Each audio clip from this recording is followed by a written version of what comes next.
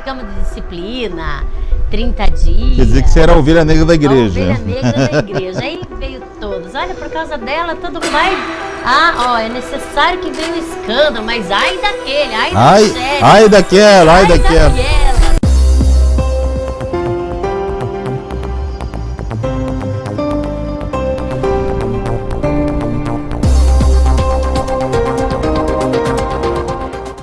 Mais um podcast para abençoar a sua vida.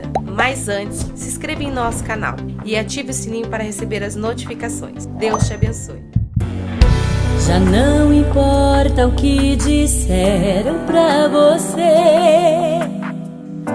O que passou, passou. É tempo de olhar pro céu e ver que o sol está brilhando outra vez. Esse é um novo dia que Deus... Olá, seja bem-vindo a mais um podcast Luz para as Nações. Que a graça de Deus te alcance onde quer que você esteja e que as palavras que forem ditas aqui venham do céu, diretamente ao seu coração para abençoar a sua vida. Hoje eu tenho a grata satisfação de receber aqui dos nossos estúdios uma pastora amiga de longa data, Michele Câmara Bittar, é isso? É isso. Puxei o câmera lá de trás, né? Puxou e aí, lá tudo bem? Trás. Tudo bem. Que bom que você... Bom estar aqui. Olha, interessante que os meus amigos mais antigos são os últimos a virem aqui. Por quê? Porque estão longe, não dão mais atenção pra gente, tem outras coisas mais importantes para fazer. E hoje nós temos a satisfação de receber a Michele, o Nelson, né, com a gente aqui. Vieram lá do outro estado, olha, interestadual essa entrevista aqui. Paranaense da Gema mesmo. Paranaense. E ela é paranaense mesmo, ela é de Porta, né? É nada, Curitiba. Eu sou paulista, adotada pelo Paraná, né? Mas você nasceu em Curitiba, é isso não? Não, nasci em São Paulo, Ah, é? capital. Nossa, e foi para Curitiba, região de Curitiba, com Não, quantos anos? lá eu fui adolescente, mas eu fui criada no interiorzão mesmo do Paraná. Que cidade? Não tem no mapa. Não tem?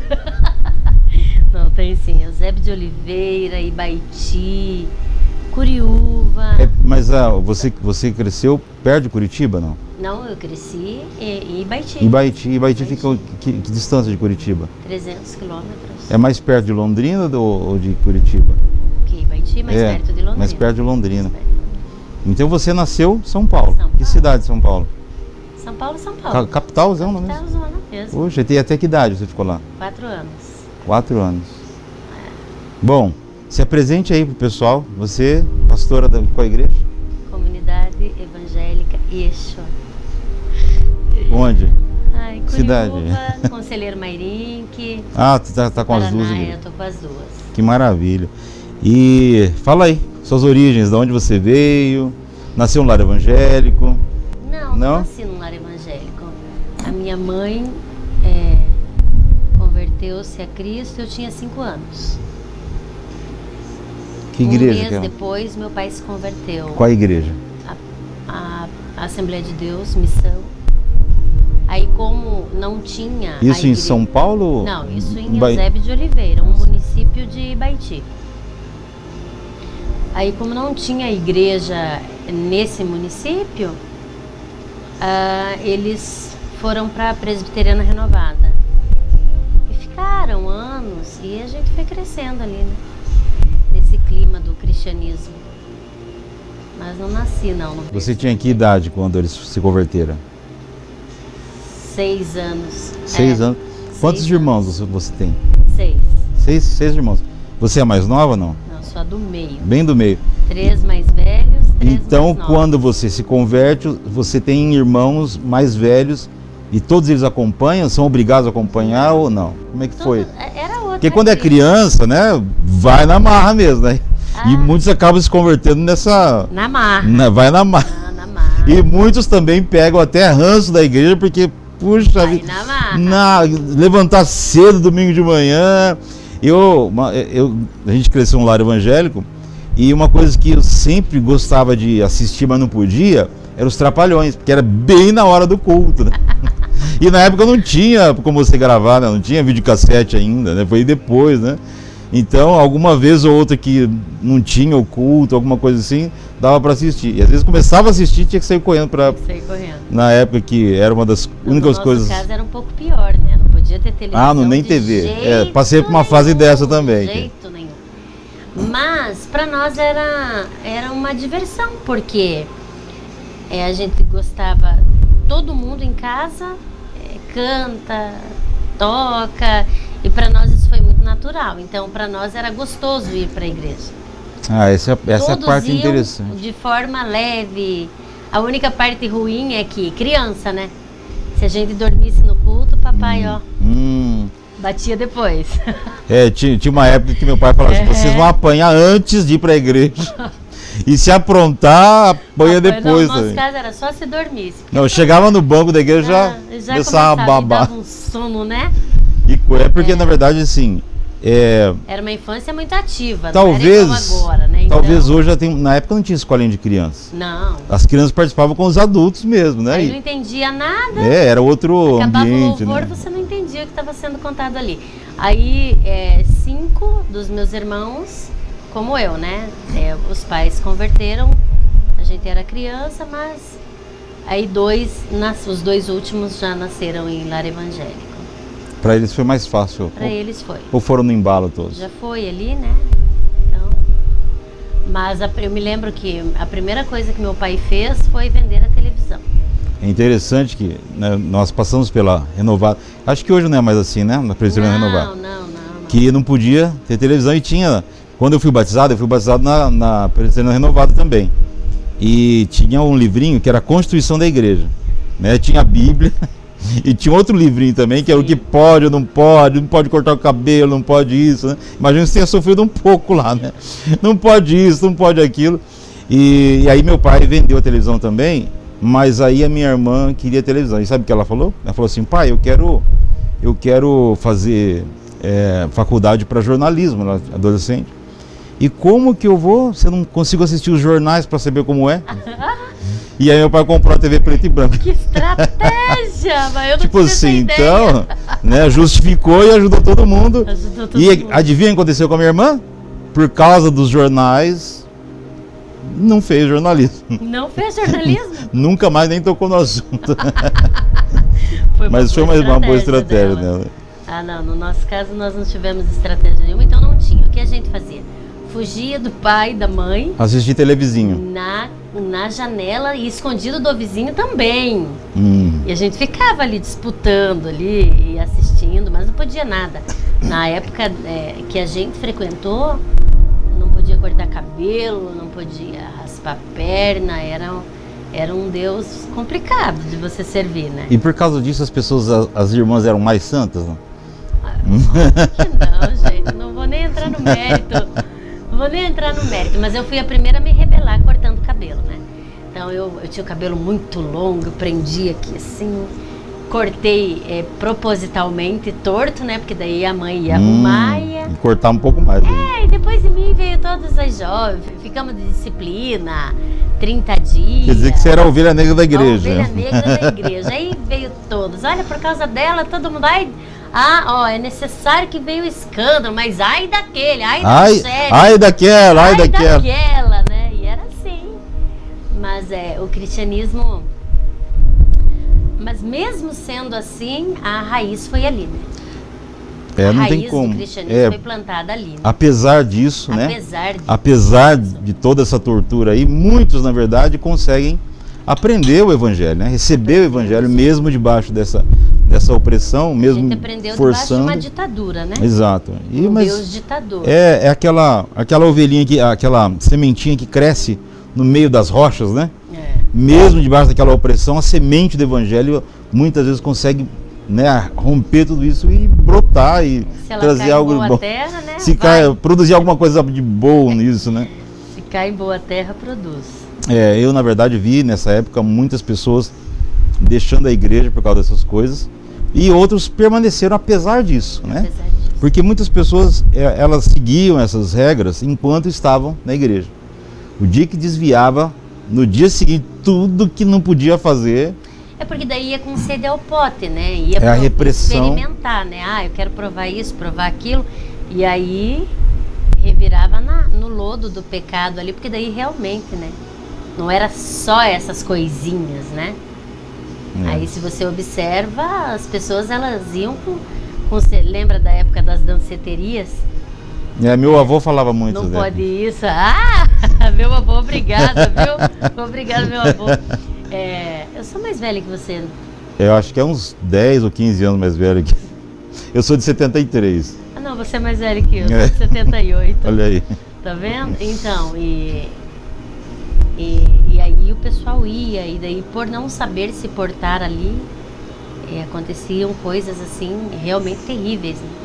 Especialmente a entrarem assim, com sede ao pote no mundo do vício. E daí você vai conhecer vários, vai visualizar vários daqueles que conviviam com você, viciado em álcool, viciado em droga. Eu não digo que em decorrência daquele evangelho ditador, não isso. Mas a pessoa não teve uma estrutura para conhecer o Cristo como ele realmente é. Como ele realmente se apresentou, né? Que não aquele ditador.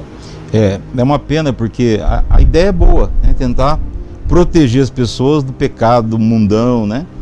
Só que se você não ensina como você pode vencer, deixa a pessoa no cercadinho, a hora que ela sai do cercadinho, está despreparada, desprotegida. Inclusive, tem muitos pais que se preocupam com os filhos na faculdade, né? Meu filho vai para a faculdade e se desvia. Isso foi uma época, muita gente falava isso, né? O fulano era uma bênção na igreja, entrou na faculdade e se desviou. Mas aqui talvez não tinha bagagem do evangelho, né? Porque não existe nada mais forte no mundo do que o evangelho. O evangelho, uma vez que entra no coração de alguém, de fato, a pessoa vai ser luz na escuridão mesmo, né? Porém, no entanto, contudo, se não houver uma basezinha... É a base do evangelho, né? Se não houver o temor por Cristo, se perde. Eu estou saindo da faculdade agora. Não desviou lá não, né? Não desviei. É um campo minado. Com certeza. Se você quer conhecer todo tipo de vício e droga, todo tipo de drogas, e entrar definitivamente em qualquer tipo de vício, vá para a faculdade. Mas você diz que... Não, todos têm que ir para a faculdade. As pessoas têm que lutar para estar numa faculdade, para fazer uma graduação. Mas tem que ter uma base. Esse pai, essa mãe precisa estar muito atento. Eu estava falando com a Nath esses dias atento. Sobre aquele texto de Provérbios 22:6, ensina a criança no caminho que deve andar. Nós espiritualizamos essa questão, né? Ensina a criança, vou ensinar o caminho do evangelho e tal, mas não é sobre isso que o texto está falando. Ensinar a criança no caminho é ensinar caráter, né? Porque a gente aprende em casa. Ensinar o que é certo e o que é errado, né? Essas coisas. Quando você consegue colocar isso no coração de alguém, ela vai para esses lugares, né? E vai ter aquele peso lá dentro. Aquele temor, né? Aquele temor, eu não faço isso. Você vê alguém fazendo, poxa vida, eu não vou fazer isso, né? A minha base não é essa. Eu não sou assim, né? Eu não vou desagradar o Deus que eu sirvo. Eu acredito que vai mais ou menos por aí. E às vezes é o seguinte, que esse ensinar não é falar, né? Porque nós vemos muitos casos, muitas famílias faça o que eu falo, mas não faça o que eu faço. E aí o que acontece? Enquanto está debaixo dos olhos dos pais, os filhos ficam ali, naquele medo. Faculdade, quando vai morar em uma república, em outro lugar, a porteira está aberta, meu pai está lá longe, minha mãe nem sabe o que eu estou fazendo. Não estão sabendo. E aí entorta o caneco mesmo, tudo que não podia fazer, faz e entra no mundo, às vezes sem volta, né? Uma situação... Eu vejo como pura falta de instrução, né? Porém, quando você observa, não tem como um pai e uma mãe dar aquilo que eles não receberam. Então, a gente vem aí de geração a geração, e meus pais não puderam dar aquilo que eles não receberam. Os pais dos meus pais não deram a eles. Mas chegou em uma altura do caminho que eu tinha que dar alguma coisa às minhas filhas. Eu não recebi dos meus pais, mas eu estou vivendo um outro contexto, uma outra época. A minha busca, a facilidade de pesquisas, a facilidade de você ir atrás para querer, com todo o coração, que não refletisse nelas aquilo que eu não recebi, né? Então você vai buscar ensinar, mesmo que você não tenha recebido, é possível. O amor pelos filhos, você muda toda os pentecostais vai dizer aí que quebra-se a maldição aqui, né? De uma certa forma quebra mesmo, né? De uma certa forma aquele ciclo mesmo. Termina, né? Termina aquele Se é espiritual ciclo, ou não, terminou ali com uma consciência. E vai terminar e eu tenho certeza que, por exemplo, as minhas filhas poderão dar aos filhos dela algo que elas realmente receberam. Eu cito as minhas filhas a Mirella fez 17 anos. 2 filhas você tem? Qual a idade delas? A Mirella fez 17, dia 12, e a Madison fez 24 em maio. A Madison se formou em psicologia, já está atendendo, graças a Deus. Já está aí no mercado de trabalho. E a Mirella fez 17 anos, vai morar aqui em Bauru esse ano, né? E vai estudar aqui para se preparar. E ela quer fazer veterinária. Olha que legal. Mas uma coisa que eu cobrei muito, ensinei muito às minhas filhas, e falava muito em casa com as minhas filhas, mesa do café, mesa do almoço, era sobre sexo. Sexo e gravidez na adolescência. Esse é um assunto proibido nas casas. Totalmente proibido. Sobretudo nos lares evangélicos. Eu sobre isso. Quando eu disse sobre você quebrar um ciclo e iniciar um ciclo diferente aqui, se eu tivesse ouvido sobre isso, muitas coisas na minha vida não teriam acontecido. Mas como cobrar da minha mãe algo que ela não recebeu da mãe dela? Né? E por certo, a minha avó não recebeu da minha bisavó. Muito menos ainda. Né? Então, quando eu cheguei aqui, né, nesse ponto da estrada, eu disse, não, as minhas filhas, eu não quero que elas vivam situações que eu vivi. Então, o que eu vou fazer? Eu vou ensinar. E a palavra sexo, em casa foi quebrado todo o tabu sobre isso. Então, vai usar pílula quando deve usar a pílula, não vai ter uma gravidez na adolescência, né? Por quê? Porque querem estudar. Filho é bênção na hora certa. Na hora certa. Né? Na hora certa. Então, quando você quebra, aqui fica mais fácil. Então, a Mirella está com 17 anos, não me deu netos.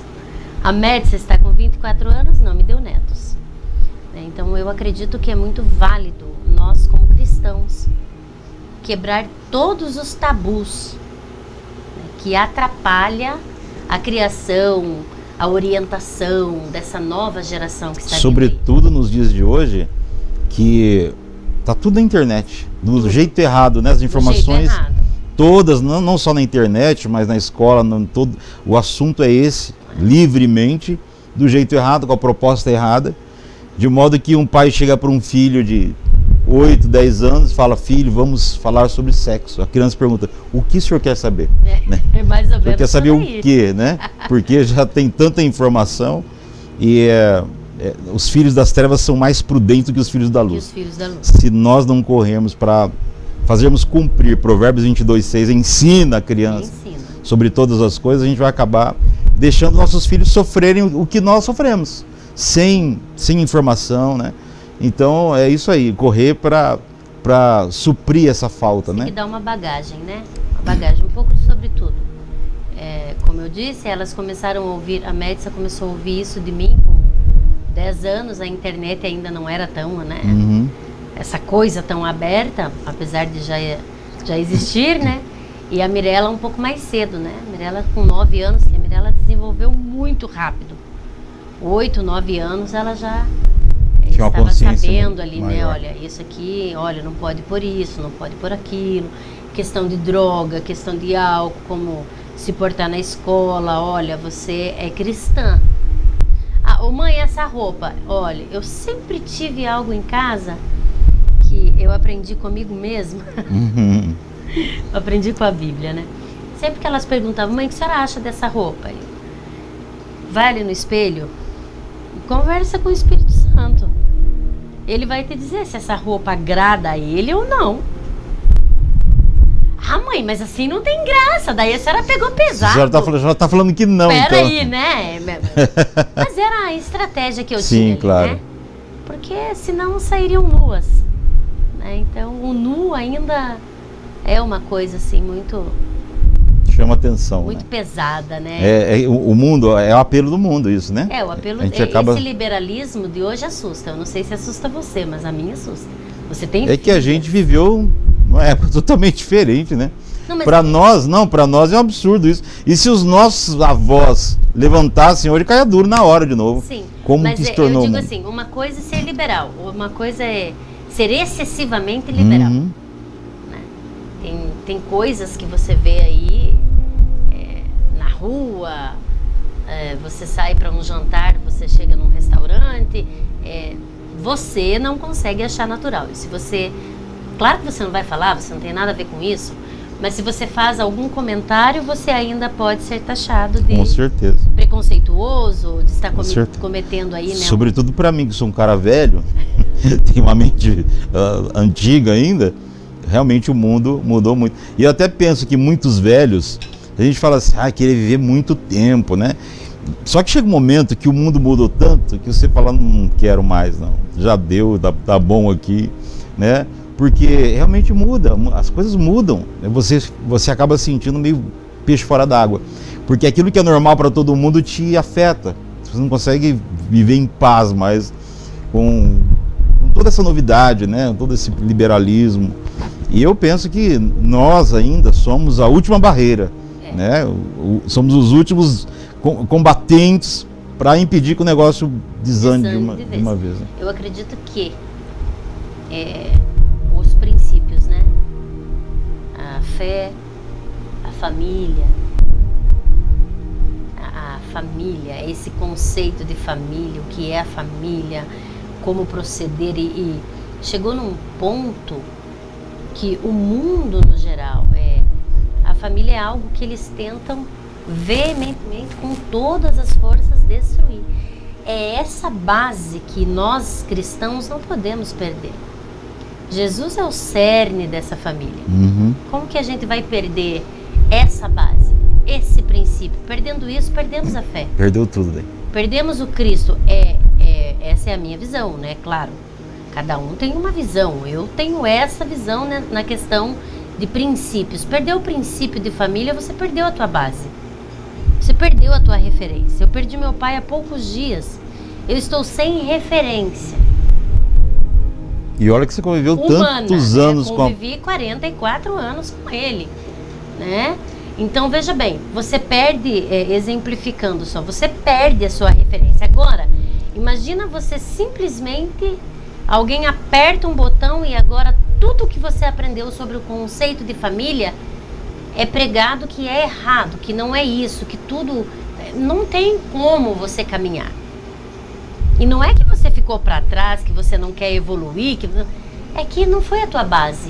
Não Exatamente. É a tua base. Não tem como você se perder da raiz ali, tá?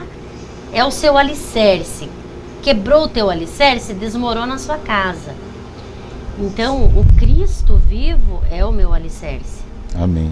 E Ele é a base da minha vida. E Ele é a base de tudo que eu conheço sobre família. Então, perdeu isso, perdeu tudo. Com certeza, a família lógico, é um projeto de Deus para formar pessoas, né? Para formar pessoas. Formar o ser humano. A gente não nasce falando, não nasce andando, como os bichos já nascem fazendo tudo isso, Sim. né? Então tem muitas coisas que a gente precisa de outro para nos ajudar. E quando a família está montadinha ali, ainda que imperfeita, isso vai produzir alguém saudável, pelo menos, né? Para poder levar isso adiante.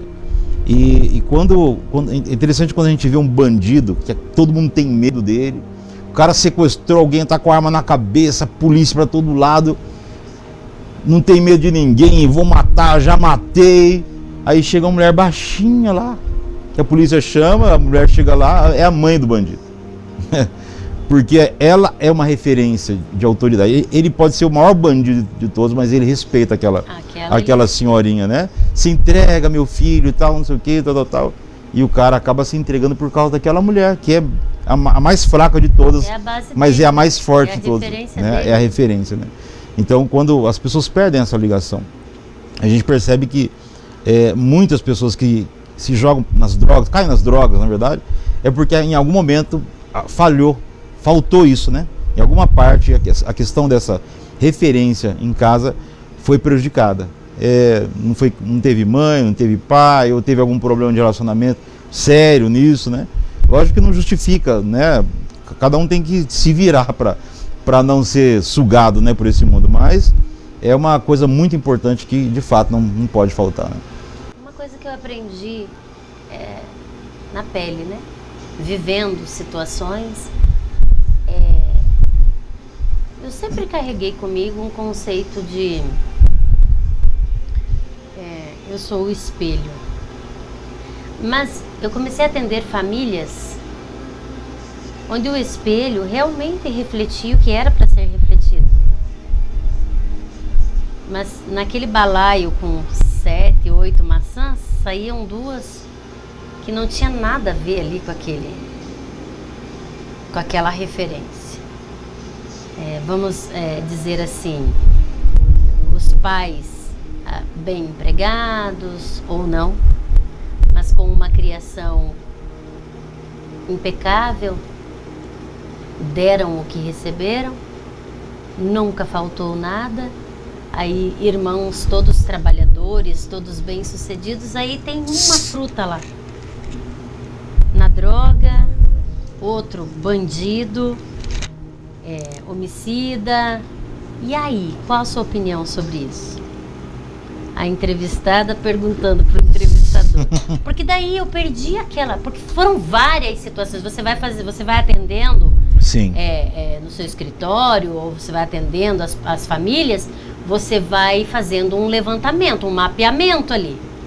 Vamos conhecer a base aqui, esses pais, quem foram eles nessa criação, né, dentro do cristianismo, filhos criados dentro da igreja, tendo toda aquela base que nós tivemos, e de repente aqueles 2 ali parece que caíram de Nárnia, não tem nada a ver ali com aquela família, eles sempre foram um espelho. Uhum. O que refletiu de errado ali? Olha, isso tem algo legal, bom e ruim nessa situação, porque o legal é que, poxa vida, meu pai me tratou melhor, do jeito que ele queria, e eu sou aquilo que meu pai queria que eu fosse, minha mãe queria que eu fosse. E aí você diz assim, então eu não sou eu, porque eu sou o que meu pai, minha mãe. Aí você pensa assim, não, agora eu serei eu mesmo. Quando você diz assim, eu serei eu mesmo, porque se um bandido ele tem a coragem de falar assim, eu sou porque eu quis ser assim, eu aplaudo. Pronto, você livrou teu pai, tua mãe, a sociedade, livrou um monte de gente e assumiu a culpa, porque geralmente fica jogando a culpa nos outros. E já começou lá no jardim. No jardim do Éden. Ah, mulher que tu me der, por que você não assume os seus problemas, né? Então, tipo assim, se o cara fala assim, ó, eu sou bandido mesmo, meu pai é gente boa, minha mãe é gente boa, eu não tenho nada contra eles, eu decidi isso pra minha vida. Isso é algo bom, mas também é algo bom quando teu pai é ruim, tua mãe é ruim, é tudo ruim, você fala assim, não, eu decido ser diferente. Eu não quero ser assim. Então nós temos um exemplo na Bíblia que é o Jabes, né? O Jabes, quando ele nasceu, a mãe dele colocou o nome dele de Jabes, dizendo assim, ó, com dores eu dei a luz a você. E provavelmente ela tenha morrido no parto. E o Jabes cresceu, nasceu nessa situação, cheio de problemas, diferente dos irmãos dele. E é interessante que o Jabes, ele se comparou talvez com os irmãos e falou, eu não quero ser assim. E ele clamou ao Deus do céu, oxalá que o Senhor me abençoe, amplie o meu território. Isso fala sobre você ir além das suas limitações. Porque quando você reconhece, eu quero ser melhor, mas eu não consigo, eu estou tentando. É diferente daquele que fica arrumando desculpa, não consigo por causa disso, daquilo. Não, eu quero, me ajuda. Igual aquele homem que chega para Jesus com um filho que está endemoniado e os discípulos não conseguiram. E Jesus desce do monte com Pedro, Tiago e João e está aquela bagunça, os 9 e o pai e o menino endemoniado. E o pai fala, olha, eu trouxe o meu filho, mas os teus discípulos não conseguiram. Se o senhor pode fazer alguma coisa, por favor. E Jesus fala para ele, se você crer, tudo é possível. E ele diz assim, eu creio, mas ajuda a minha falta de fé. Você, eu quero muito, eu tenho aqui no meu bolso, aqui eu tenho R$7, o senhor não completa para mim? Então, é aquela consciência de que eu quero, eu sei que eu não consigo, eu tenho uma limitação, eu quero passar para o lado de lá, eu sei que eu preciso. Senhor, me ajuda. Não arrumando desculpa, eu sou assim mesmo, aquela novela da Gabriela, né? Eu nasci assim, eu cresci assim, meu avô falava dessa novela, eu sou mesmo assim, Gabriela, né? Então tem pessoas que têm a síndrome de colocar a culpa nos outros, né? Eu não consigo. Então é legal isso, né? Naquela família, todo mundo legal, e tem duas maçã podre, uma maçã podre, aquele cara tem que assumir a responsabilidade, principalmente por causa dos irmãos. E nunca vai mudar se não sair de Se não, olha, uma das coisas... Traz ali da autopiedade, né? Quando a gente trabalhou com todo mundo, a casa de recuperação, o negócio é esconder. Você não conhece ninguém. O cara fala, se você não tem essa experiência, o dia que você encontrar alguém na rua, sobretudo pedindo alguma coisa, aquela história que ele está te contando é 90% mentira. Conta isso, conta aquilo, fala daquilo outro, mas sempre tem alguma coisa escondida. Enquanto a pessoa não se rasga por inteiro, não se abre, não tem cura, não tem cura. Eu lembro quando meu irmão cortou o dedo na marcenaria do meu pai, e aí arrancou um pedacinho assim, e sangue para todo lado, levaram para o hospital. E quando meu irmão voltou, a experiência dele, quando eu cheguei lá morrendo de dor, o médico pegou uma escova e... Aí ele gritava de dor. Mas por que o médico fez aquilo? Para limpar, né? Se só cicatrizasse ali e deixasse aquela sujeira, ele poderia morrer por causa daquele dedo, né? Então, enquanto a pessoa não se rasga, limpar tudo, conta tudo, fala tudo, revela tudo, se você não se entrega, não tem cura, né? Não tem como Deus e ninguém ajudar quando você está sempre escondendo alguma coisa. E essas pessoas, sobretudo essas pessoas que se reconhece como a ovelha negra da família, a maçã podre, fica sempre colocando a culpa no outro e sempre escondendo a si mesmo, né? Agora aquele que fala assim, olha, até quando nós terminamos uma casa de recuperação, um dos rapazes caiu de novo, né? E aí a família, aí um dia mandou mensagem para mim, final do ano, pedindo dinheiro, não sei o quê. E aí eu falei assim, olha meu filho, você tem que fazer o seguinte, você quer, as suas irmãs estão sofrendo por causa de você. Se você quer mesmo viver essa vida, vai lá para a Bahia, some do mapa, manda um cartão postal para ela dizendo assim, olha, eu estou vivendo bem e quem sabe um dia eu volto. Ou você fala para algum amigo ligar para ela e falar assim, morreu, desapareceu. Assume só, pronto, não perturba mais ninguém, é isso que você escolheu. Mas não, o cara fica ali, a família gosta, quer ajudar, e a pessoa fica sempre ali, sempre perturbando. Enquanto ela não decide, eu vou mudar, ou eu não vou mudar, você fala, não vai mudar, a vida é sua, né? Você pode fazer o que você quiser, é você que vai prestar conta da sua vida, não é ninguém. Então, mas vai lá pro raio que o como disse, vai lá pro Amazonas, entra no meio do mato, vira um índio lá e não volta nunca mais, deixa a família em paz, né? Porque fica aquele negócio que não sara nunca. Ele é bem extenso, né? É bem complicado. A droga, ela destrói a pessoa que usa e tudo à volta dela. Tudo à volta dela. Familiares, amigos, tudo é destruído, tudo é atingido. A sociedade é atingida porque ela vai roubar. Com certeza. Né? Porque ela vai matar. Então, veja bem, a droga é uma droga. Uhum. Literalmente no sentido da palavra. Né? É por isso que chama droga. E é por isso que se chama droga. Enquanto a pessoa não decide abrir mão daquilo todos os dias, né? E é literalmente um dia de cada vez. Ela vai abrir mão do desejo um dia de cada vez e talvez até o dia da morte dela. Mas é isso, ela vai ter que abrir, mas isso é pra tudo na vida. A gente faz tudo isso todo dia. Todos os dias. Né? Eu preciso levantar, eu preciso trabalhar. Com certeza. Eu preciso trazer o pão para casa. A vida é isso. A vida é isso. É você se esforçar todos os dias, mas existem pessoas que não querem se esforçar todos os dias. E onde entra a igreja nisso, né? Onde entra nós nisso? Qual que é a nossa parcela de responsabilidade? Olha, a igreja, você tocou num assunto interessante, porque eu aprendi algo nesses tempos que nós trabalhamos com a casa de recuperação, que a igreja é um lugar onde essas pessoas têm mais chance de serem transformadas. Por quê? Porque na igreja ninguém está indo lá para pegar cobertor, ninguém está indo lá para pegar comida. A pessoa está indo lá por um desejo maior do que tudo, um anseio lá dentro. E esse anseio é o que faz a pessoa mudar.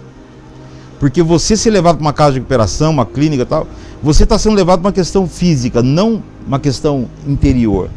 Tem muita gente que passa por 4, 5, 6, 10 internações e não muda nunca. E não curou. O dia que a pessoa... Porque tem muitas pessoas que entram na igreja um dia, porque ela já foi à igreja porque ela quis, ninguém empurrou, ninguém forçou. E é interessante que foi uma das minhas decepções nesse trabalho, porque, poxa, deixar o pessoal trancado e dar-lhe Bíblia, dar-lhe oração, dar-lhe louvor, dar-lhe ministração, vai ser perfeito. Mas você não consegue tocar o coração da pessoa. Não. Você não consegue entrar dentro dela. A pessoa ouve a música, ouve a mensagem, mas o coração está fechado. E o coração só abre de dentro para fora, né? Quando alguém procura uma igreja, por exemplo, a pessoa não está procurando mais nada, a não ser sanar aquela dor, né? Matar aquela sede, aquele vazio interior. Aí é onde ela tem uma chance maior, né? Não quer dizer que vai resolver o problema dela, porque às vezes a pessoa também já está acostumada de ouvir e não fazer nada, né? Mas quando a pessoa faz isso, ela está demonstrando que de fato ela quer mudança, ela quer mudar. Então a igreja entra aí, né? A igreja para acolher essas pessoas, e é importante também. Estava falando para a Nath que desde a minha conversão eu sempre fui preocupado com essas pessoas que chegavam na igreja, porque tinha uns amigos que chegaram de uma casa de recuperação, que eles sentavam num banco, aqueles bancos de madeira. Então sentavam 2 aqui, se tinha algum irmão ali, eles já mudavam de banco. Sim. Esse pessoal esquisito ali. E eu não, eu chegava e sentava com eles, fazia amizade com eles, estava sempre no final dos cultos ali, com eles, conversando, nós saímos juntos, íamos para as vigílias, eu sempre agregava-os, né? Tanto é que eu tenho amizade com eles até hoje, então no meu celular aqui, desde quando a gente conversa. E por quê? Porque a igreja, ela precisa ser essa enfermaria, né? Tem que ser. Esse hospital. Você não pode deixar um doente entrar. Eu ficava assim, muito chateado quando eu estava lá em cima, né, na igreja, pregando e tal, ou na hora do louvor, e eu via que chegava um visitante, né? E logo eu engrenava a mensagem, e quando eu terminava a mensagem, a pessoa desaparecia. Gente, como é que vocês deixaram escapar? Às vezes a pessoa está precisando. Nós estamos querendo buscar o mundo, mas o mundo entra aqui, a gente deixa a pessoa embora assim. Então, às vezes, a função da igreja, nisso tudo, né, voltando ao assunto, é acolher. Né? Sem julgamento, sim, porque igreja é o lugar de gente com problema mesmo, né? Senão não precisava existir. Não precisaria, né? Se todo mundo fosse perfeito. Ali é hospital. Ali né? É no hospital você vai encontrar gente com todo tipo Cabe a nós acolher, ouvir. Às vezes as pessoas perguntam, nossa, mas como você tem paciência de ouvir? Eu digo, mas eu nasci para servir, né? Se eu não ouvir, se eu não servir, então, quer dizer, qual é o propósito da vida, né, na Terra? Eu já fui alcançada, então eu quero compartilhar essa graça, eu quero que a pessoa seja alcançada. E ela só vai ser alcançada se ela for ouvida. É porque ela começa a entender. Eu estou trabalhando com uma menina e ela é muito, muito curiosa das coisas da Bíblia. Isso é fantástico, né? Quando é curioso, ela me enche às vezes o Nelson fala assim, o que é falar as curiosidades dela? E vai longe, manda áudio, olha, eu vou te mandar tudo, depois você ouve, depois você me responde. Rapaz, dá 2, 3 horas de conversa. Tamanha curiosidade, né? E eu disse a ela, você é meu desafio. Porque até ela entender que a obra de transformação não é nossa, eu disse a ela, eu posso te falar tudo isso, mas se o Espírito Santo não te convencer, não fará efeito algum. Você terá conhecimento, mas você não vai vivenciar a plenitude da presença. Não vai ter a experiência. Você não vai viver a sua experiência. Não, aí esses dias ela estava vivendo uma situação e eu mandei para ela um texto bíblico que diz que você precisa suportar em amor que eu deixei ela bater uma semana na tecla. Não, mas eu já estou suportando. Não, mas eu já estou orando e eu estou suportando. Daí quando eu mandei ela, mas daí falei, aí Jesus pegou pesado, mas daí não são palavras minhas. Você precisa entender que não é só suportar, é suportar em amor. Porque aí você se despe, né? Ou você tenta ser como Jesus, ou então você precisa descer desse barco. Não é só suportar, mas eu posso suportar virar a costa. Ah, Gisele, eu te suporto, mas eu não quero olhar para sua cara. Né? Você não precisa conviver, mas o seu coração não pode carregar todo aquele rancor, toda aquela coisa. E como você falou, né? Às vezes as pessoas na igreja chegam, outras pessoas com problema, elas não suportam. Aliás, elas não suportam. Sequer colocam o suportar e o amor junto, né? Sequer aplica isso. Então, quando chega uma jovem de 20 anos com tanta curiosidade bíblica, qual que é o papel da igreja? Sanar essas curiosidades da melhor forma possível. Assim o Espírito Santo tem ali a oportunidade de convencer o homem da maldade, do pecado, né, do juízo, mas dando a atenção. Então a igreja hoje, ou ela tem e hoje nós estamos aí com um movimento muito bonito, várias igrejas, né, trabalhando com esse projeto Acolher, né, fazendo vários tipos de eventos e encontros onde as pessoas se sentem realmente em casa, se sentem realmente amadas. E eu ouso dizer para você que eu acredito que já é o começo ou o meio daquela descida do Espírito Santo. Amém. Que viria aí sobre toda a carne, porque eu nunca vi tanta gente alcançada pelo Evangelho como eu tenho visto hoje. Amém. E eu não vou nem dizer para você que é em decorrência dessa arma fantástica que a gente tem, que é a internet, mas é da sede das pessoas de preencher esse vazio que não sai nunca. Assim como você vê o crescimento estupendo dos quadros de depressão e ansiedade, né, na sociedade aí. É esse vazio, que é essa falta do Cristo dentro de si. Vão ao psiquiatra, tomam a medicação, mas chega uma hora que não, eu preciso de algo mais. Só a medicação não está me ajudando, né? E aí Sim. Elas procuram ser acolhidas e aí elas vão para Cristo. Você estava falando aí dessa menina com sede. Eu penso que é um momento de ouro isso. É, né? Ouro.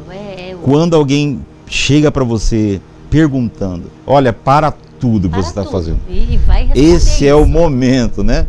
Porque é tão difícil você querer produzir essa curiosidade nas pessoas. Às vezes você fala de coisas tão importantes para você e a pessoa né? Dá a mínima para aquilo, né? E você por dentro está pegando fogo, mas a pessoa não. Mas quando a pessoa chega com essa e fala como que é isso, né? Para tudo, porque esse é o momento. A porta abriu, né? Sabe o que é? Abriu o portal. Eu sempre falava, o meu pai tinha uma cabeça, ele decorava, ele sabia e ele decorava a Bíblia de uma forma assim fantástica, que eu sempre sonhei conseguir aquilo, mas essa dádiva eu não. A minha memória não era igual a dele, não. Eu lembro dos textos, mas eu não lembro onde eles estão escritos. Uhum. E meu pai não. Meu pai, se você começava a falar, ele falava, mas lá no livro tal, capítulo tal, versículo tal, tá escrito isso. E a minha memória é o Google, né? Pra ver onde está escrito aquilo, né? O Google sabe, hein? Mas o que eu acho interessante nisso é que ela vai falando, vai fazendo as perguntas ali, e é tão bom essa ligação que você tem com o Espírito Santo, que vai vindo vai fluindo, né? Uhum. E aí você fala, eu não posso perder essa oportunidade, eu não posso parar aqui. Tá fluindo, tá saindo ali, né? E você vai vendo que realmente você encontrou Jesus, você escondeu a palavra dele no teu coração, ela está ali, ela está guardada ali, literalmente, como diz o texto. A tua memória, ela é um banco de dados e vai puxando, o Espírito Santo vai ajudando. Né, está ali a semente do Evangelho, ela está ali, os textos, As palavras de Jesus, elas estão ali, então você tem uma bagagem para você saciar aí a fome desses que vêm com curiosidade, né? Amém. E a gente não pode realmente jogar isso fora. Tem que Michele, usufruir e se alegrar. Você que cresceu na igreja, 40 e tantos anos de igreja, a igreja mudou muito, né? Umas coisas foi para melhor, outras para pior.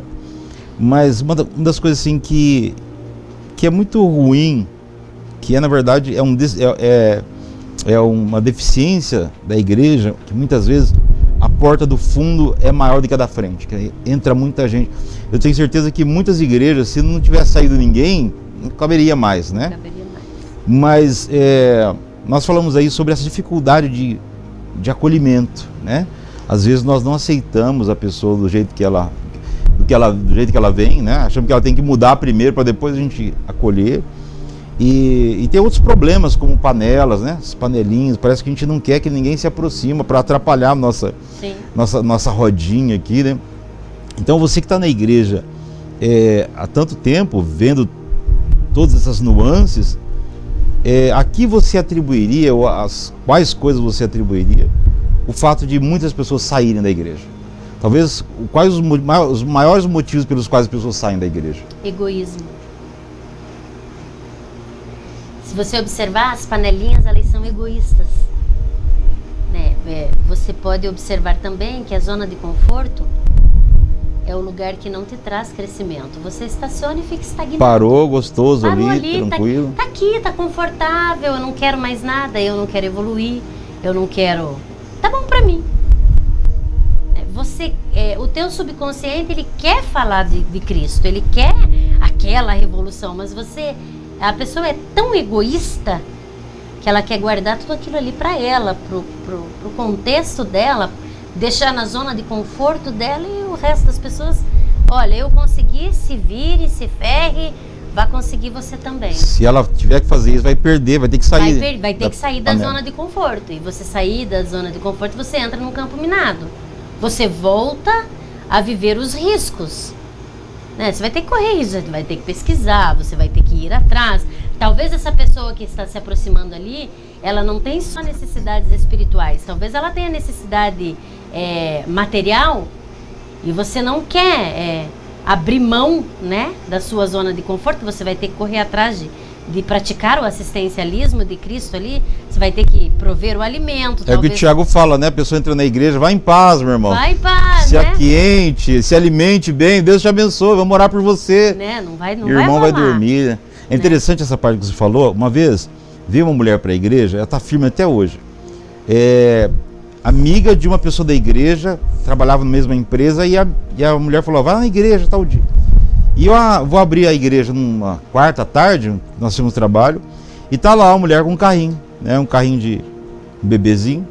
Aí entrou, conversei com ela, tal, entrou para a igreja, sentou, participou do culto. E aí terminou o culto, a gente ficou sabendo que a situação estava meio apertada, né? E aí eu não sei, a gente arrumou uma ofertinha para ela. Ela foi embora para casa, passou no restaurante que tinha, comprou uma marmita, chegou em casa, acordou o marido que estava desempregado, já dormiu com fome, acordou, comeu a marmita, né? E voltou para a igreja no outro dia. E nunca mais saiu. E ela depois conseguiu emprego, o marido conseguiu emprego, a vida deles foi mudando, né? Mas aquele fato lá marcou a vida dela tão forte, que ali abraçaram Jesus, ela, a família, todo mundo, por causa de uma marmita, né? Um dinheiro que tinha para marmita.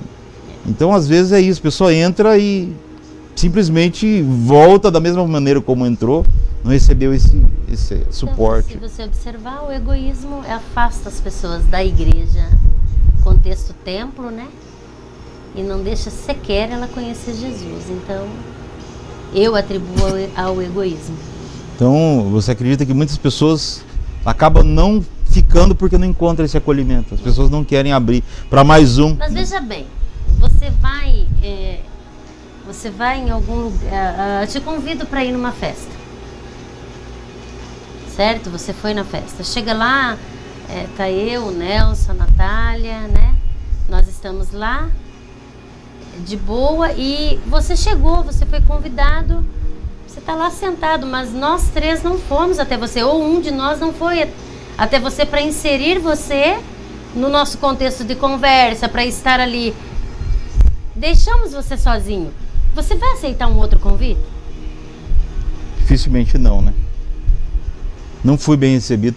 Inclusive, tem algumas pessoas, são poucas pessoas, mas nós soubemos de uma, esses tempos atrás, que esteve na igreja durante um tempo e teve alguns problemas, decepções na igreja, e foram parar no centro de Umbanda, porque lá foram recebidos, acolhidos, né? Foram de forma assim, o que não tiveram na igreja, né? O que não receberam na igreja foram receber com esse povo e sentiram, acharam o lugar deles, falaram, aqui é o nosso lugar. Pelo menos emocionalmente foram acolhidos, né? Tudo na fé, tudo na caminhada com Jesus começa no acolhimento. Zaqueu queria ser visto, ele queria ser acolhido. E foi, né? E foi, né? A mulher adúltera, ninguém dava nada por ela, né? Estavam ali para matá-la, os bam, né? Estavam ali para matá-la. Ela foi acolhida. Tamanho acolhimento fez com que a vida deles mudasse. O que Zaqueu faz? Enquanto estava todo mundo criticando, mas o senhor vai ali, Jesus? É ali que o senhor vai entrar? É ali que eu vou entrar. Ele não só muda, não só muda a visão dele ali sobre Cristo, a sede dele era tão grande que ele foi tão completo, tão cheio de Deus, ele se entregou de uma forma que ele falou, olha, eu vou corrigir todos os erros que eu conseguir corrigir. E ele corrige. Amém. Ele não deixa simplesmente, não é de boca. Tudo porque foi acolhido. Não. Ele faz a coisa bem feita. Então, quando você vai vendo os evangelhos, eu sempre digo na igreja, porque o povo tem muita dificuldade de ler Bíblia, muita dificuldade. Eu digo, então não leia nada além de Mateus, Marcos, Lucas e João. Leia Jesus. Não quer ler? Leia só Atos dos Apóstolos. Leia, só isso. Conheça a história de Jesus. Porque se você observar também, as pessoas, elas são cristãs e elas não conhecem a história do Cristo delas. Conhece mais sobre Paulo às vezes do que Jesus. Sobre o Cristo delas, sobre Jesus Cristo. Como você diz que serve Jesus, que caminha com Jesus, você não conhece a história de vida de Jesus. Você não conhece o que Jesus fez aqui, em vida, como humano. Então, como ser cristão assim? Não é verdade? Então, tudo sobre Jesus é acolhimento. Amém. Após o acolhimento, ele transforma, o acolhimento ele faz tão bem, ele transforma tanto as pessoas que elas se recusam a viver como elas viviam antes de serem acolhidas por Jesus. A vida muda. Amém. Em gênero, número e grau. Amém. Não tem como ser a mesma pessoa quando você encontra Jesus. Não sou mais como era, eu sei. Não tem como ser a mesma pessoa. Então caminhar com Jesus é algo fantástico, é viver literalmente em novidade de vida. E eu costumo dizer que caminhar com Jesus é andar numa montanha-russa. Cheia de emoções. Cheia de emoções. Às vezes são boas, tantas emoções, diria nosso amigo. Às vezes não muito boas. Diria Roberto Carlos. Me diga uma coisa.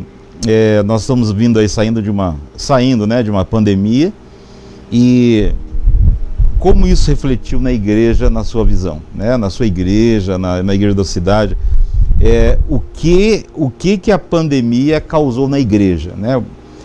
Parece que muitas pessoas não voltaram mais, né? Não vieram, descobriram talvez que não precisavam, né? Estava perdendo tempo. Qual que é a sua percepção? O que aconteceu? Eu não sei, na sua cidade lá, já voltou ao normal a questão das igrejas? Já voltou. A pandemia, para mim, na minha visão, foi uma peneira, né? Quem era, era. Como toda crise, né? Como toda crise. Quem não era, mostrou que não era. Quem era egoísta, continuou egoísta. Quem era ruim, continuou ruim. E quem era bom, quem continuou sendo. Foi essa peneira. Se você for em qualquer igreja, você vai ver que antes da pandemia tinha tantos membros. Muitos pastores têm falado isso. Tem tantos membros. Ou seja, foi uma peneira que passou ali. Eu ouso dizer que separou um pouquinho o joio do trigo.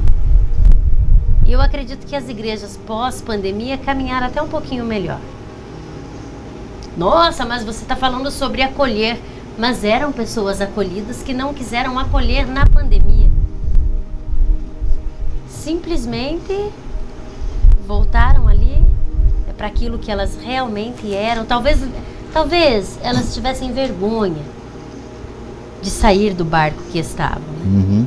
E agora elas tiveram uma desculpa. Agora facilitou. Né? Olha, agora facilitou. Era tudo que eu precisava para sair e não voltar. E é até legal isso, né? É bom. Essa deixa assim, né? É bom. Sabe quando você estar na igreja e quer o banheiro, mas não quer sair enquanto está todo mundo... Existem pessoas vamos colocar em pé aí, sai uns 4, 5 e entope o banheiro lá dentro. E existem pessoas que até hoje mostram entrevistas e matérias. Olha, mas saiu agora, ó. Que a pandemia, né, o vírus está e não vai embora. Não vai ficar agora, Só que elas não querem ir na igreja. Mas o carnaval tá aí, tá todo mundo se arrumando. Todo mundo pronto. Usaram como desculpa isso, mas deu pra ver que iniciar é prova de que era uma desculpa mesmo, né? Foi desde o início, né? Quando você olha no início, quando foi anunciado uma pandemia, São Paulo disse, não tem perigo, não cancelou o carnaval. E foi essa tragédia, né? Então, desde lá, aquilo que me convém, eu uso a pandemia. A gente arruma sempre uma desculpa, né? Eu vou arrumar uma desculpa. O ser humano, ele é o ser humano da desculpa, né? Lembrando que, na verdade, a igreja de Cristo mesmo, é o ser humano que é muito perverso, né?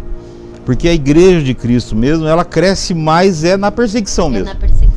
Na tribulação. A gente fica orando para Deus livrar da tribulação, mas parece que às vezes a gente joga contra, né?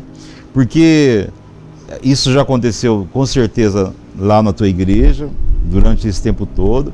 O irmão vem pedindo oração porque está desempregado, né? E não falta um culto.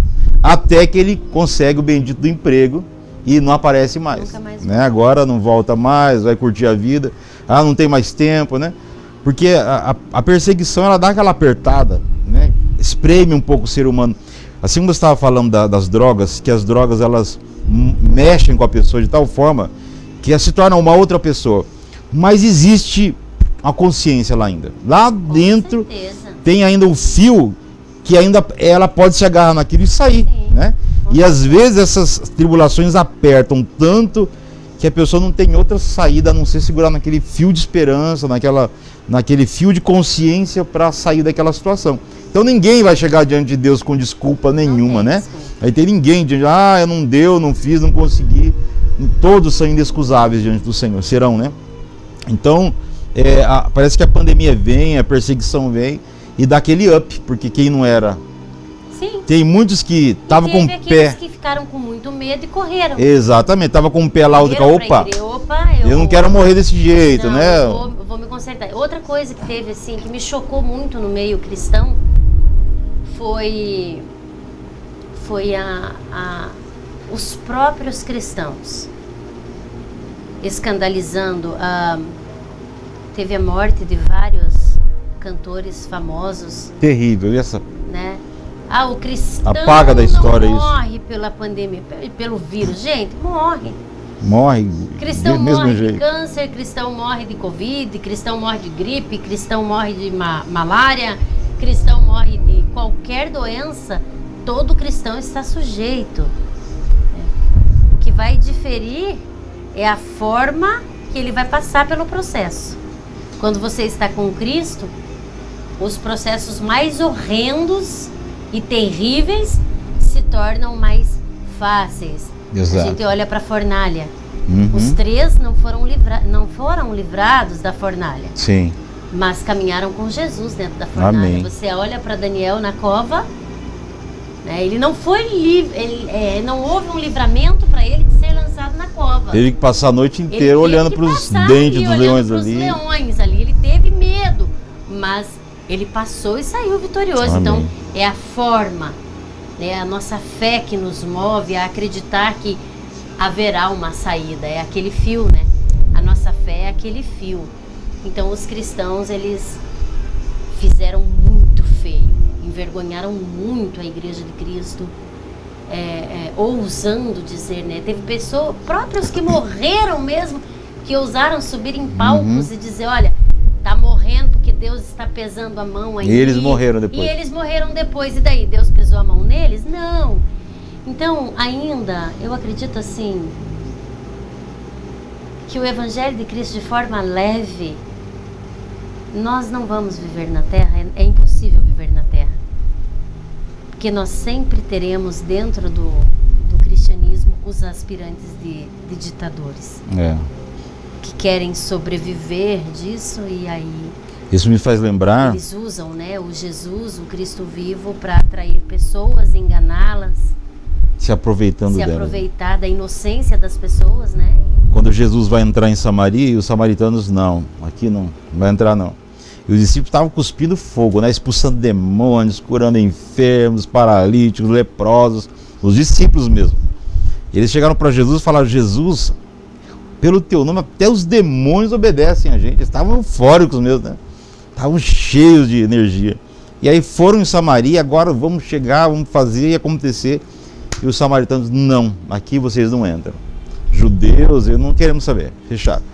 E os discípulos falaram para Jesus, Senhor, o Senhor quer que a gente manda fogo do céu agora? Eles estavam se sentindo Elias, né? Somos os Elias, cheios de poder agora. É dar poder para a pessoa errada, né? O Senhor quer que a gente manda fogo do céu agora para consumir esses samaritanos aqui, esses samaritanos do inferno, do diabo, do inimigo. Jesus olha para eles, que time vocês estão jogando? Que lado vocês estão? Eu vim para salvar, vim para matar, não, né? Aquelas orações, os vizinhos reclamam. Olha, nós tínhamos uma igreja, num lugar, uma época, que morava uma família em cima e a igreja embaixo, e o prédio era de uma irmã da igreja. Então ela falou, pastor, pode usar lá. Só que já tinha um inquilino que chegou antes da gente, e ele não era da igreja. E aí a gente, louvor e tal, daqui a pouco ele batia lá em cima, né? Para parar de bateria, microfone. Imagina uma sala pequena com bateria, coisa de pentecostal, né? Já tem pouca gente, então faz mais barulho ainda. Aí bateria, microfone e tal, e o vizinho batendo lá em cima. Aí a gente parava um pouco. Aí um dia teve um evento especial lá, tinha mais gente na igreja, e ele desceu armado lá da casa dele. Ele falou, eu ia dar tiro. Ele só não deu um tiro na bateria lá porque ele tinha uma pessoa na porta que era amigo dele, da igreja, que era conhecido. Conversou com ele e tal, e eu falei, gente, esse homem tá em cima, ele chegou antes da gente, e ele tem razão, porque ele não consegue assistir uma televisão na casa dele, ele não consegue conversar com a mulher, deve ficar gritando, porque o barulho ali embaixo. Vamos sair daqui. E falei, irmão, muito obrigado pela irmã ceder o espaço pra gente, né? Mas nós vamos achar outro lugar, tá? Porque só não vai perder o inquilino em cima, ele paga, né? Ele paga cheio, a gente ajudava com ajuda de custo, mas não tem demônio nesse negócio. Não. É o inimigo, é o diabo, vamos orar, pegar fogo na casa dele. E pegar fogo ia estragar o prédio da irmã ainda, né? Mas a ideia é que o diabo está se levantando e a gente não se enxerga, né? Eu estava lá na igreja do Cláudio Freire, na Argentina, e eles estavam falando exatamente isso, porque eles tinham uma igreja lá, construíram, e os vizinhos estavam reclamando, e eles pensavam que o inimigo estava se levantando. Um dia, na hora do culto, ele foi lá no vizinho, foi lá e ele falou, de fato, os vizinhos, ele é um santo, porque não dá para fazer nada na casa dele. Ele não consegue ouvir um rádio, assistir televisão, conversar com a família, nada. Aí eles fizeram, né, a proteção acústica para salvar o vizinho, né? E fecharam e ficou espetacular a igreja. Então, às vezes tem esse negócio, vamos orar para o vizinho morrer, porque essa ideia errada, né, da igreja, de achar que os Beatles morreram. Deus matou os Beatles porque eles disseram que eram mais populares que Jesus. Deus matou os mamonas assassinos porque eram irreverentes contra. Deus mandou um tsunami lá em Nova Orleans porque tem macumbeiros lá. Eu acho que se Deus, a Bíblia diz que o juízo começa pela casa de Deus. E se a gente ficar cutucando, a gente vai ver o juízo sobre nós primeiro. Né? Porque eles lá não conhecem a verdade, não conhecem a Deus. O Senhor está preocupado com aqueles que conhecem, né? Aqueles que sabem da verdade. Graça agora, né? Glória a Deus, né? E é de graça, né? A graça que é que toda desgraça que acontece, não é Deus pesando a mão, é Deus castigando. Pessoas vivem nessa, né? Até aqui, ó, no Brasil, por causa da pandemia, foi por causa do carnaval, né? Deus está pesando a mão por causa daquilo. Gente, se Deus vai pesar a mão por causa disso, vai ter que dizimar a terra inteira, acabar com tudo, né? É o tempo da graça, Deus está abrindo a porta, gente, venha, né? A pandemia está aí, botando terror, corre para Deus, vai buscar o Senhor, fica preparado, porque não sabe o dia, né? Não sabe o que vai acontecer amanhã, então fique preparado. Então, a pandemia teve as coisas ruins e teve o lado bom também, né? Sim. Agora, você é a única pastora da família, agora? Não, eu tenho meu irmão mais velho, é pastor. Ah, que igreja que ele é? Presbiteriana Renovada. Ah, da Renovada. Ele vai ser ordenado, acho que dia 19 agora. Poxa, você já pastoreia. Você já está pastoreando há quanto tempo? Já tem. Você foi a primeira? Eu fui a primeira. E ele veio a reboque depois? Tem. Já tem aí. Quantos anos de ministério? 2013 eu comecei o ministério. 2013? 2013. Então há 10 anos. 10 anos. Que mês? Você lembra que mês? Maio. Maio, agora então faz 10 anos de... 11, 12, 13 de maio eu inaugurei. Ó, que legal. 2013. Então, 10 anos de ministério pastoral. Agora, interessante o seguinte, mesmo nascendo no lar evangélico, quantos 6 irmãos, 2 pastores, né? O ministério pastoral, mesmo você nasceu numa família, tem muitos filhos de pastores que não são pastores, não querem ser pastores. Por quê? Porque o ministério pastoral é um chamado, né? Não é uma sequência de déspota, né? É chamado, você foi chamada e isso não tem como produzir. Você tem lá na igreja, às vezes o pastor quer que os irmãos tenham o mesmo comprometimento que o pastor, né? Por que vocês faltam, não sei o quê, papá, mas é o chamado, né? Talvez as pessoas que estejam nos assistindo agora, que se sentem chamados para o ministério.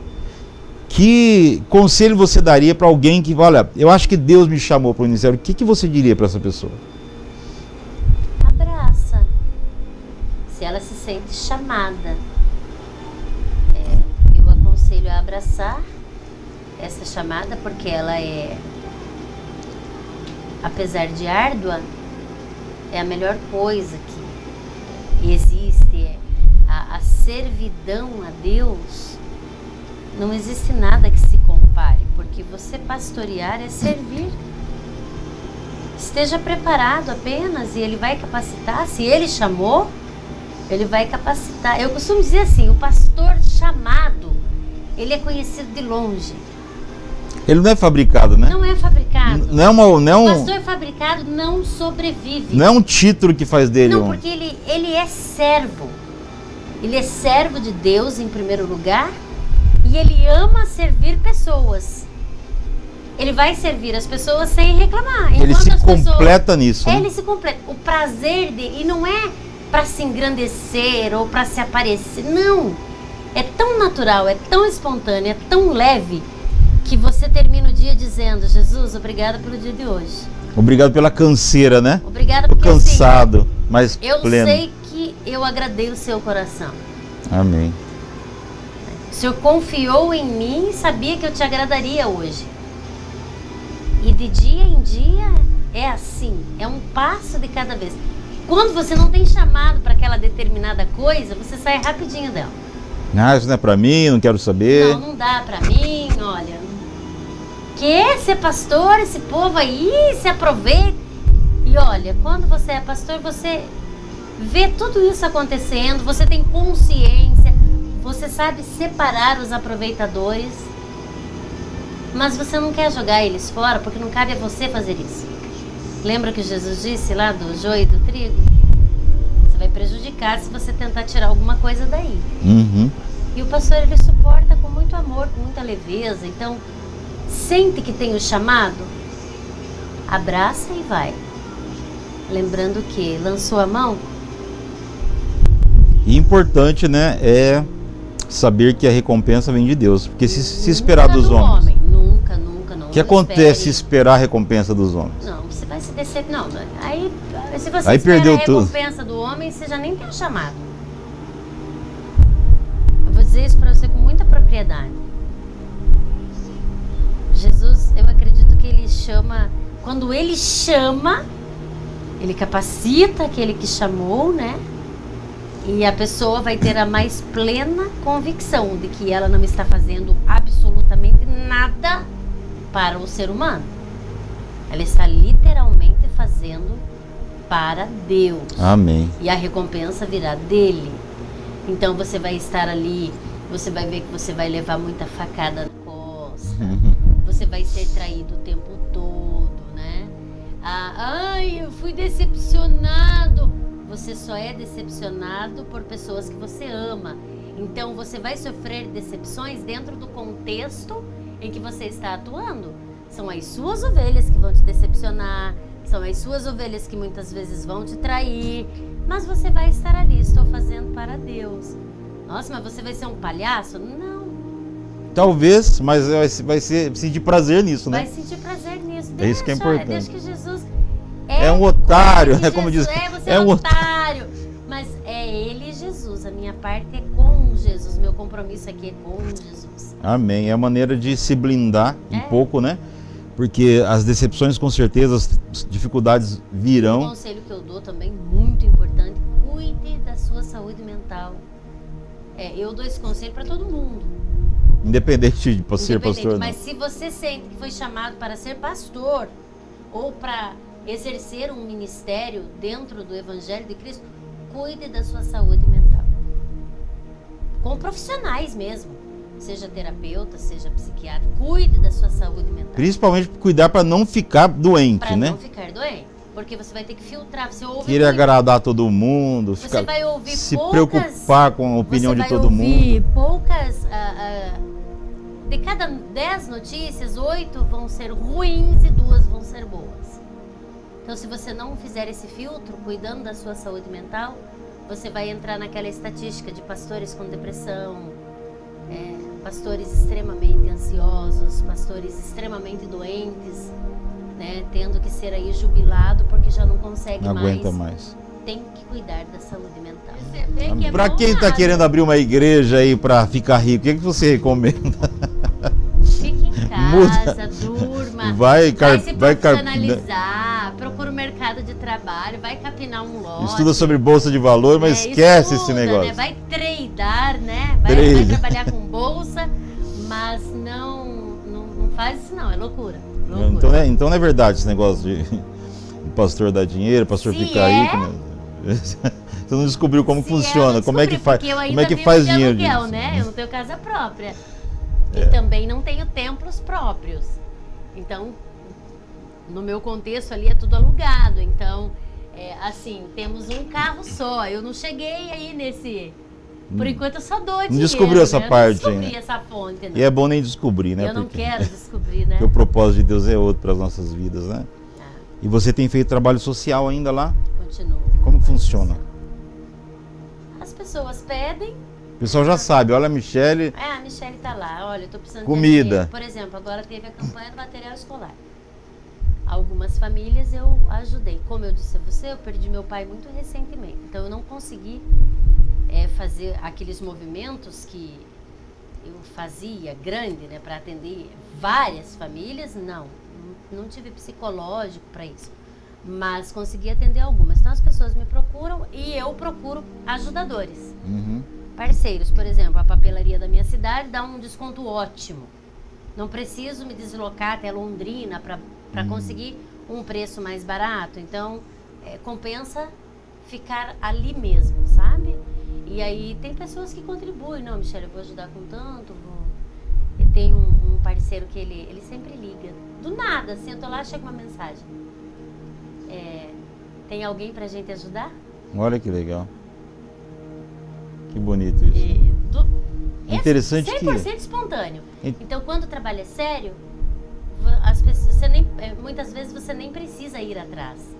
Elas vêm até você. Isso é legal, Michele, porque tem muita gente que quer ajudar, mas falta um incentivo, né? Sim. Falta alguma coisa em que elas acreditem, né? Esses dias eu estava vendo um vídeo na internet, um cara na rua, sem uma perna, mendigando, e chega alguém que talvez já conhecia e traz um par de muletas para ele. Ali para no trânsito, ele deixa o carro lá e vem e traz. O trânsito está parado no semáforo e tem um homem lá que não conhece nenhum nem outro, não conhece nem o cara que está caído e nem o outro que trouxe a muleta. Ele sai do carro e vem e coloca um dinheiro no bolso daquele mendigo ali, né? Então a bondade, ela também é contagiosa. A maldade é contagiosa, mas a bondade também é. Então quando as pessoas boas conseguem... E é interessante que tem uma questão que, abrindo parênteses aqui, a gente fala assim, quando você der alguma coisa, você tem que dar em segredo para que ninguém veja, né? Só que existe uma interpretação errada disso, né? Com certeza. Porque resplandeça a vossa luz diante dos homens, para que eles glorifiquem ao vosso Pai que está nos céus. Sim. Se você faz a bondade em segredo, você não consegue influenciar outras pessoas. Não.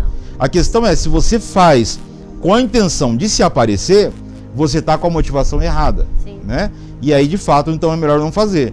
Mas quando você faz aquilo pelo seu coração e quer que outras pessoas vejam, para que outras pessoas também possam inspirar naquilo. Sim. Isso é bom, porque a gente vai fazendo com que a sociedade fique um pouco melhor. O incentivo, eu poderia incentivar você para a maldade, mas eu faço isso uma bondade e você faz a bondade para outra pessoa, é aquela corrente do bem, né? E quando você recebe um bem, você se sente na obrigação de fazer outro bem. Né? Como que eu vou conseguir pessoas para me ajudar se eu não mostro o trabalho? Exato. Eu estou ganhando com isso? Não. Estou ganhando salário com isso? Não. Ganhei algum cargo político com isso? Não, porque literalmente eu faço isso com amor, está em mim, né? Está na minha essência, não tem como sair. Isso sou eu, essa sou eu. Uhum. Né? Então você quer influenciar para o bem, e aí receber mensagens assim, ei, tem alguém pra gente ajudar aí? Que isso, legal. Rapaz, que isso bênção, né? é uma coisa assim que não tem preço. Aleluia. Né? É maravilhoso. Deus é muito bom. Aleluia. Michele, se fosse hoje, depois de tantas pregações, tantas palavras que você já semeou por aí, se Deus falar para você, Michele, você terá direito a uma última mensagem rápida, curta, para as pessoas que te ouvem. E é lógico que as últimas não dá tempo de se preparar. É coisa que vem lá de dentro mesmo. São aquelas viscerais. E na verdade, o propósito desse podcast é mexer um pouco com a gente, com os pastores, porque nós tivemos, mesmo tendo nascido num lar evangélico, em algum momento tivemos uma experiência com Deus, que é aquilo que ressignifica toda a nossa existência, o chamado para o ministério que tira você do meio da multidão e coloca uma missão especial, que vai se lascar bastante, mas e vai ficar feliz com isso, né? Essa é a palavra. Mas você vai ficar feliz com isso vai ainda. Ficar feliz com isso. Então, são coisas assim, e aquelas últimas palavras que, infelizmente, as pessoas muitas vezes não têm a oportunidade de falar, porque não sabem quando vai ser o último dia. E não tem oportunidade, mas se tivesse oportunidade, imagino que seriam algumas palavras não muito pensadas, que não saíam muito da cabeça, mas mais do coração. Então nós temos nossos telespectadores, aqueles que nos acompanham à distância, e gostariam de saber, Michele, quais seriam suas últimas palavras? Jesus ama você. E Ele quer você exatamente do jeito que você está. Não jogue esse querer fora. Aceite o amor de Jesus. E toda a sua vida vai mudar. Literalmente isso. As últimas palavras dela é Jesus. Foram as primeiras e são as últimas. Jesus. Que você deixe essas palavras entrar no teu coração e muito mais do que informação na cabeça. Como a Michele disse, a experiência. É interessante isso, que você vai num lugar, às vezes você conhece um lugar, passou por lá, viu e volta contando. É muito legal, eu estive lá e tal, e você conta, e todo mundo só está ouvindo, e outra coisa é quando essa pessoa vai lá e experimenta. E falou, olha, Michele falou para mim, mas ela não falou da metade. Para mim a experiência foi assim, cada um tem a sua experiência. Muitas pessoas têm muita informação sobre Jesus, sobre Deus, sobre Bíblia na cabeça, e às vezes estão na igreja há muitos anos, mas nunca tiveram a experiência, nunca experimentaram Jesus. Então parece que, resumindo as últimas palavras da Michele, é experimente Jesus. Será que você pode fazer uma oração por eles? Com certeza. Amém. Obrigada, Jesus, por este momento singular. Amém. Obrigada, Deus, por podermos nos dirigir a tantas pessoas e que onde nossa voz se fizer ouvir, o Senhor possa alcançar essas Amém. pessoas. Sim. E inundá-las com o seu amor, com o seu acolhimento único. Amém. E que elas possam experimentar a tua presença. E corações com certeza serão preenchidos. Amém, Senhor. E a tua paz, literalmente transcenderá o entendimento dos teus filhos, Aleluia. daqueles que se achegarem a ti. Aleluia, Senhor. Eu abençoo os teus filhos com toda sorte de bênçãos. No nome de Jesus. Amém. Amém. Amém.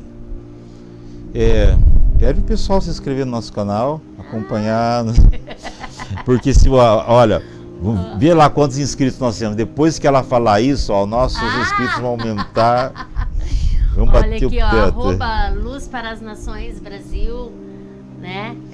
Segue lá, se inscreva no canal, né? Entra lá no @BitarMichele, segue Isso. o Instagram aí também. Isso aí. Aí a gente manda o link, vamos compartilhando e compartilhe Jesus. Amém. Esse é o objetivo, né? Nós vamos colocar Compartilhar Jesus. as redes sociais dela aqui embaixo, tá bom? Na descrição aí, para você acompanhar. E nós nem falamos da parte musical dela ainda, vai ficar para a próxima aí, tá bom? Fica para a próxima parte musical. Ela canta muito. Deus abençoe a sua vida. Muito obrigado, Michele. Imagina, eu que agradeço, foi uma prazer enorme tê-la aqui, viu? Tá. Deus abençoe você, abençoe o Nelson. Muito obrigado, viu, querido? Deus abençoe em nome de Jesus. Amém. Amém.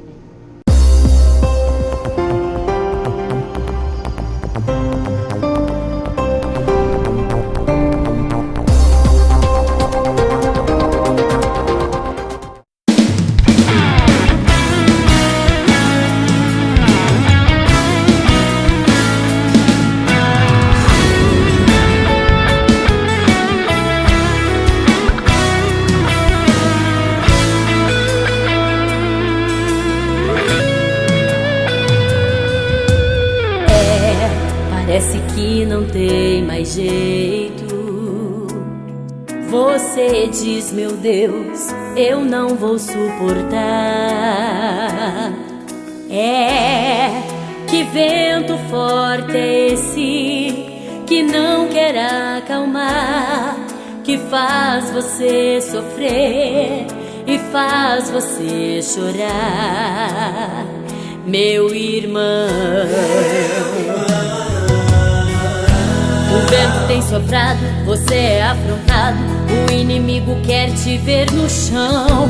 Quem é o inimigo? Se Deus está contigo, não tem perigo, senta lá sua maldição.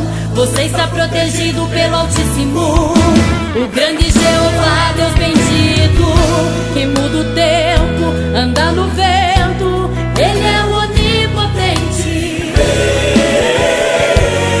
Deus tremendo, Deus de força, honra, glória. Ele ordena e esse vento vai embora. Quando Deus fala, treme a terra, o céu se abala. Quando Ele estende a sua mão, o mundo para. E ao ouvir a